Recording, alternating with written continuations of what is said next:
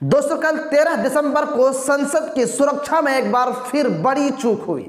दो शख्स सदन की दर्शक दीर्घा में बैठे थे और वो दोनों संसदों के बीच कूद पड़े। सिर्फ कूदे नहीं बल्कि पूरे माहौल को डर और भय में बदल दिया। धुआं उड़ाने लगे, जैसे तैसे दोनों को पकड़ा गया। सदन में एक तरह से अफरा तफरी मच गई और फिर 2 बजे तक सदन को मुलतवी कर देना पड़ा।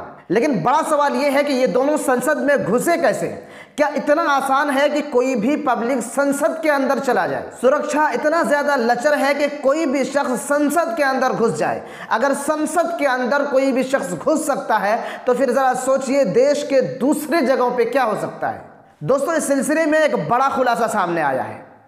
बड़ा खुलासा यह सामने आया है दोस्तों कि इन दोनों को संसद के अंदर घुसाने वाला कोई और नहीं बल्कि भारतीय जनता पार्टी के लोग थे। भारतीय जनता पार्टी के लीडर के विजिट पास के जरिए से ये लोग वहां तक पहुंचे थे और फिर इन लोगों ने ये काम किया। लेकिन अब सवाल ये है कि भारतीय जनता पार्टी के एक लीडर ने ऐसा किया क्यों कि 2 व्यक्ति को संसद के अंदर घुसा दिया। कलर स्मोक स्प्रे करने लगे, पूरे संसद को धुएं से भर दिया, एक तरह से पूरा भय और खौफ का माहौल पैदा कर दिया था। कांग्रेस पार्टी ने इस मामले में भारतीय जनता पार्टी के ऊपर आरोप लगाया और उसने अपने ट्विटर हैंडल से ट्वीट किया कि बीजेपी सांसद प्रताप सिन्हा ने पास पर घुसपैठ के संसद में घुस गए, लेकिन कांग्रेस सांसद गुरजीत सिंह औजेला जी ने घुसपैठिए को दबोच लिया।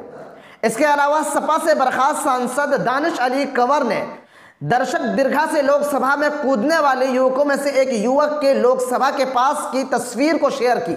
दानिश अली ने यह दावा किया कि यह व्यक्ति भाजपा संसद का मेहमान था।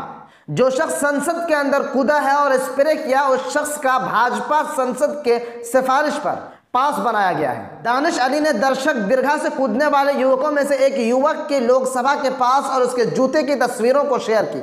उन्होंने लिखा कि 21 साल पहले इसी दिन 13 दिसंबर संसद पर हमले की दिल दहला देने वाली याद दिलाते हुए एक व्यक्ति दर्शक दीर्घा से लोकसभा संसदों के क्षेत्र में कूद गया। इस उल्लंघन से संसदों की जान खतरे में पड़ सकती थी। इसने 56 इंच के कवच की खामियों को उजागर कर दिया है। वो शख्स भाजपा संसद का मेहमान था।